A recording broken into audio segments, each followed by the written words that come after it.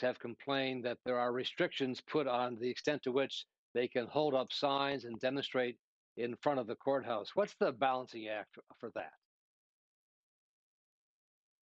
Well, I think it points to the power of the social justice movement that erupted in our country after the death of George Floyd, and they don't want that to influence the jury. Just as like in terms of when we go to vote, you can only have signs a certain distance away from the polling place. You can't have people going in and basically telling people how they should vote while they're online to vote. We want those decisions to be autonomous, and we want the jury here to make their decision based on the evidence in the courtroom and not feeling the pressure of people outside like, oh my gosh, what happens if we find Derek Chauvin innocent? Are we going to have another problem with buildings being burned and so on? So while I do agree with the balance, but on the other hand, all of these jurors have been subjected to that. They've lived in Minneapolis, and yet said that they could set all that aside and make the decision in the courtroom. So I would want to advocate towards free speech, to allowing individuals to express themselves in order so that,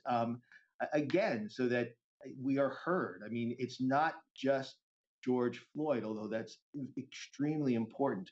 We need a sea change in the way policing is done in this country so that so many people don't die, so many people aren't killed. And that's where the allowing individuals to express themselves does end up resulting in change.